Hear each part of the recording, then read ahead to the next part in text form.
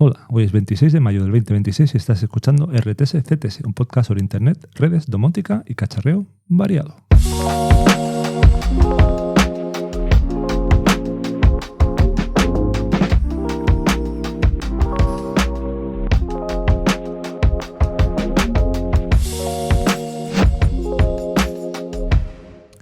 Y antes de empezar, dos disclaimers, dos avisos. Uno, no me estás viendo en vídeo. ¿Por qué no me estás viendo en vídeo?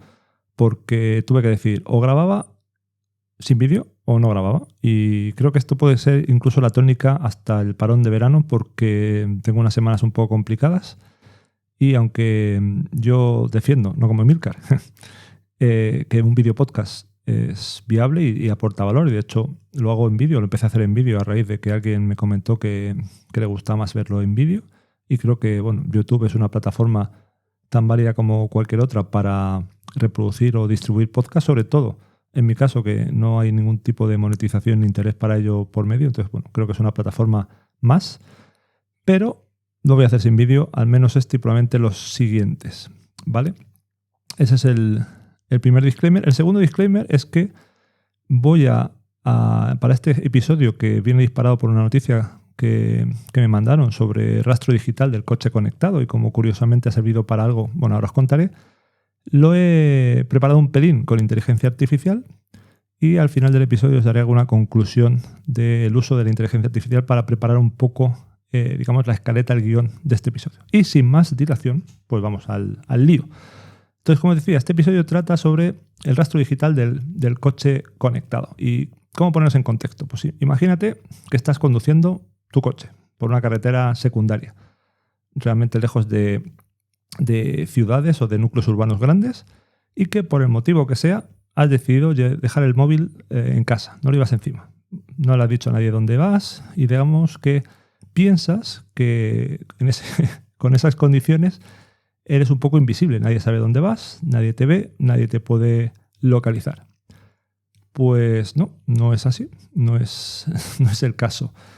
Si tienes un coche razonablemente moderno, y no hablo de algo muy loco, pues resulta que tu coche está hablando con la red móvil y esto está dejando potencialmente un rastro. ¿Cómo de grande es el rastro? Lo vamos a ver a continuación, pero un rastro está dejando.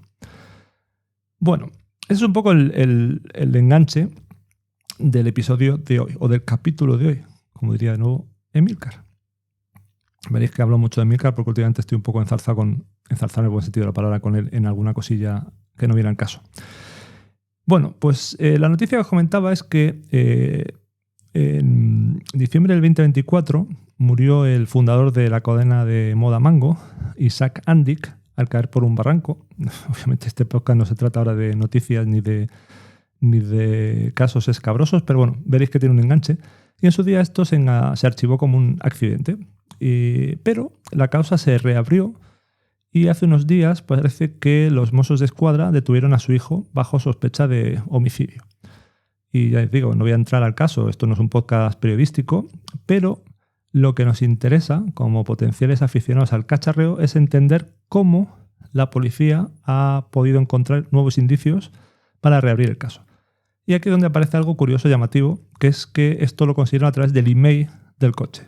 Bueno, el coche era un Mercedes AMG clase G, me da un poco igual, pero un coche que está conectado a la red. Y en primer lugar, alguno puede que te preguntes ¿qué es esto del email? ¿Pero el email no es algo del móvil? Pues el email efectivamente es algo del móvil. El email viene de las siglas en inglés de International Mobile Equipment Identity, es decir, es el identificador del equipamiento móvil internacional o identificador internacional del equipamiento móvil. Y no es más que un código de 15 dígitos que identifica de forma única a cualquier dispositivo terminal capaz de conectarse a una red móvil. Tu teléfono obviamente tiene uno. Si tu tablet tiene SIM tiene otro. Si tienes un router 4G tiene otro. Y este es el numerito que a lo mejor os suena, que si os roban el móvil, si te roban el móvil puedes ir a la comisaría, denunciarlo. Debes ir a la comisaría y denunciarlo, y con ese email potencialmente podrías conseguir que ese terminal no se usara porque podría bloquearse por todos los operadores que implementen una lista negra de emails. Esto, no sé si comenté en un episodio muy antiguo de este podcast que no es siempre tan fácil, pero la teoría es esa. Bueno, pues resulta que En este numerito hay unos ciertos códigos o unos ciertos dígitos que identifican el modelo del teléfono, otros un número de serie y un dígito de control. Bueno, al final es como una matrícula, por decirlo así. Y nuestros coches pues tienen email. ¿Por qué tienen email? Porque desde marzo del 18 todos los coches matriculados en Europa están obligados a llevar un módem 4G integrado. No es opcional, es algo que deben llevar. Y lo deben llevar por el sistema eCall, que si a alguien le interesa se recoge en el reglamento europeo 2015/758. Bueno, un reglamento, el eCall, la llamada de emergencia. Y aquí es donde la cosa pues, se puede poner potencialmente interesante, porque no todo el mundo sabemos qué es el eCall, ni qué hace o qué no hace, ¿vale? La idea del eCall, la verdad es que es bastante acertada, yo creo. El caso de que tengas un accidente grave, el propio coche llama al 112 automáticamente. Esto es algo que a mí me pilla cerca. Colaboré con emergencias en el pasado y una de las cosas que era crítica es que no siempre que hay una emergencia hay algo que es crítico para atender la emergencia, que es que haya un testigo que llame al 112. Y en el caso de un accidente de coche grave, pues puede ocurrir que ninguno de los ocupantes pueda encontrarse en condiciones de llamar. Y esto el eCall lo hace automáticamente. Pues el sistema, el coche tiene una serie de sensores, acelerómetros, sensores de airbag, pretensores de cinturones, y todo esto en caso de accidente serio puede disparar una llamada. También se puede disparar manualmente con el botón SOS que tienen los coches que tienen eCall, pero normalmente no. La gracia de esto es que se puede disparar automáticamente. Y aquí hay un proceso bien definido. El módem que lleva tu coche se conecta, marca el 112 y en paralelo a la llamada manda unos datos que se llaman MSD, Minimum Set of Data, que es un conjunto mínimo de datos, que bueno, luego esto va a ir evolucionando y permite incluir más datos, pero el mínimo obligatorio, digamos, con el estándar actual, no con el Next Generation eCall, básicamente incluye tu posición geolocalizada, posición GNSS, el número de bastidor, creo que se llama, el BIN, el sentido de la marcha, si la llamada se ha hecho de manera automática o no, o manual, el número aproximado de ocupantes del vehículo en base a los cinturones de seguridad y el tipo de propulsión del coche. La verdad, bueno, supongo que son con los coches eléctricos y la probabilidad de que puedan explotar tiene algún tipo de, digamos, sentido que se transmita. Bueno, hasta aquí todo dices a una idea genial, todo está bien, yo lo veo como algo positivo. Lo importante es que también este reglamento que regula el eCall es muy explícito sobre cómo debe tratarse la privacidad del sistema. Y lo dice en el artículo 6, que debe ser privacy by design, privado por diseño. Bueno, más o menos. El sistema eCall debe no ser rastreable de forma continua, es decir, el sistema no envía información hasta que hay una emergencia. Y además la información que se manda se limita a lo mínimo necesario para ayudar a atender esa emergencia. Y la propia ley dice que no se transmitirán datos adicionales. Está prohibido usar este sistema para vigilancia, está prohibido usarlo para cualquier cosa que no sea una respuesta a emergencias. Y además los datos personales tienen que cumplir con el régimen de protección de datos y demás. De hecho, se regula cuántos datos se almacenan localmente. El propio coche borra la memoria de los datos, queda creo solo con los 3 últimos. Y también se regula el hecho de que solo se pueda mandar si hay caso de emergencia, como acabo de decir. Bueno, viendo esto dirás, bueno, mi privacidad está bastante a salvo, razonablemente a salvo. Mi coche no me espía. Bueno, sí, con matices, como veremos. Pero además del eCall hay otros módems que lleva tu coche, muy probablemente. El otro módem principal es el que tiene el sistema de conectividad de tu marca de coches. Muchos, cada día es más habitual. Tu coche tiene un servicio de módulos de servicios conectados del fabricante. Y aquí hay muchos. Mercedes, BMW, Volvo, Audi. Bueno, yo creo que todos tienen su propio sistema. Y este sistema es el que te permite pues, abrir y cerrar el coche en remoto, encender el aire acondicionado en remoto, ver el estado del coche, ver dónde has aparcado, recibir un aviso si alguien le mueve el coche o hace algo. Incluso algunos tienen cámaras. Y todo eso, pues obviamente tiene su propia tarjeta SIM. Normalmente todo esto va con una eSIM y potencialmente puede dejar un rastro en la red móvil y no solo en la red móvil. Y aquí es donde conviene distinguir dos cosillas, porque es fácil mezclarlas y confundirnos. Por un lado, la operadora móvil, que en el caso del eCall, además el eCall por ley tiene que poder conectarse a cualquier operador y proporcionar este servicio gratis, es decir, la SIM de eCall no está asociada a un operador. La SIM de tu servicio de conectividad de marca sí que puede estar asignada, asociada a un operador, y normalmente está así, aunque con acuerdos de roaming. Bueno, por un lado, la operadora sabe en cada momento, en qué antena está conectado el módem del coche. ¿Vale? Esto no es opcional, es necesario e inherente para que funcione la conectividad a la red móvil. Y el operador está obligado a almacenar la información de los emails en qué celda han estado conectados durante un cierto tiempo por ley. ¿Vale? La precisión es a la celda a la que está conectada. Si estamos en un entorno rural, pues tendrá un margen de kilómetros a lo mejor, pero si estamos en un entorno más urbano, pues tiene una precisión bastante más pequeña. O sea, una precisión, bueno, un margen de error más pequeño y una precisión más alta. En cualquier caso, eso es por un lado lo que hace la operadora, independientemente del tipo de módem que se conecte cuando está conectado a la red, ¿vale? Sobre todo en el caso, bueno, mejor dicho, en el caso del módulo de servicios del fabricante, que es el que puede tener conectividad más frecuente o más continua. Por otro lado, el fabricante puede tener información de tu localización si tu coche, por ejemplo, almacena dónde está aparcado, por dónde ha ido para hacer análisis de consumo y cosas así. Entonces, en ese caso, tu fabricante, tu marca de coche, puede estar almacenando información de dónde has estado, ¿vale?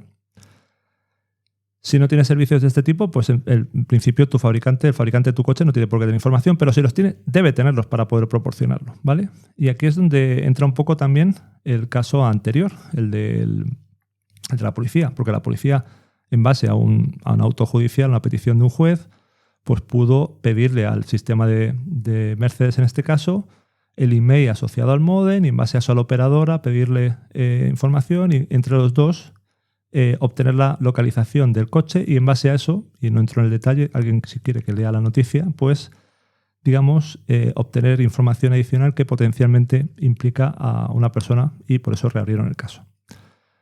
Bueno, y con esto ya veis que nuestro coche hace muchas cosas y nos tracea, tenemos información más de la que podemos pensar.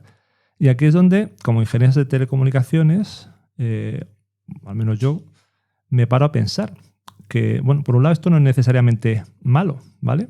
Pero hay que tener mucho cuidado, ¿vale? Porque el rastro existe para todo el mundo y todo el tiempo. Es decir, el rastro no sirve, por ejemplo, para digamos, implicar a un presunto delincuente, sino también para localizarnos a todos y a todas nosotros en todo momento. Y una marca de coches, a pesar de que seguro que hace todos los intentos posibles por mantener seguro la información de localización que puede tener de nosotras y nosotros para proporcionar los servicios, puede tener brechas de seguridad, puede tener incidentes y puede haber problemas, ¿vale? Y de hecho ya ha habido problemas en el pasado de ciertas brechas de seguridad. Entonces, ¿qué podemos hacer? Bueno, creo que poco en general. Si somos muy frikis de la seguridad, de la ciberseguridad, pues tener un coche que no tenga este tipo de servicios. Me refiero al recall es obligatorio, pero ahí las amenazas o los posibles problemas de seguridad son pequeños. Pero si tenemos un coche moderno, tendrá un servicio de conexión para ciertos servicios, pues tendríamos que no tenerlo activado.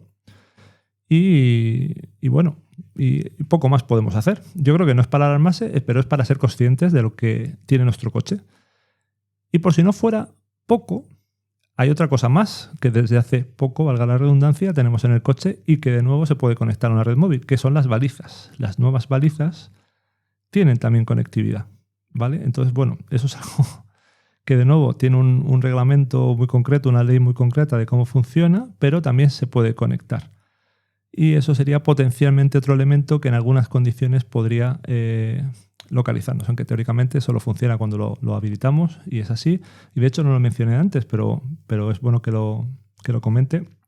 Cuando dije que el sistema iCall funciona independientemente del operador y solo se conecta cuando hay una emergencia, el sistema y las redes dan prioridad a este tipo de comunicación, y por eso, aunque solo se conecte cuando hay un incidente, lo hace muy rápido, ¿vale? Esto es relevante comentarlo porque uno podría decir, por diseño, si es para detectar una emergencia, conviene hacerlo lo antes posible, y si solo me conecto cuando está la emergencia, entre que tardo en conectarme y demás, puede que pierda un tiempo precioso. Bueno, está diseñado para intentar minimizar ese tiempo.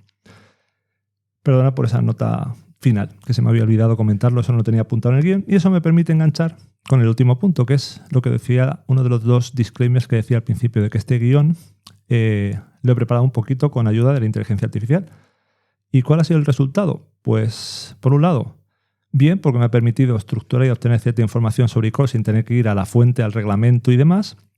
Pero por otro lado, por ejemplo, en la primera versión que me dio, me decía que el hecho de que tuviera un servicio conectado de una marca, pues ya era un potencial problema para la privacidad, porque eso trazaba el fabricante, la marca del coche, tenía ya mi traza de dónde estaba. Y no es así. Yo le dije, pues no es así, eso será si y solo si el coche manda activamente información de la geolocalización, que dependerá de si tenemos algún servicio contratado que lo necesite, tipo saber dónde hemos aparcado. Si no, no lo va a tener.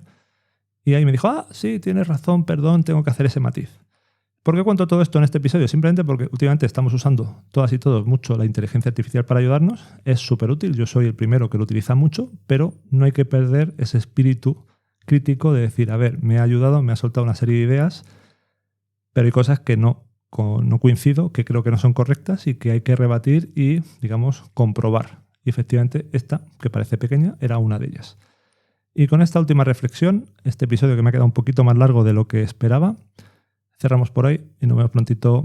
Chao, chao.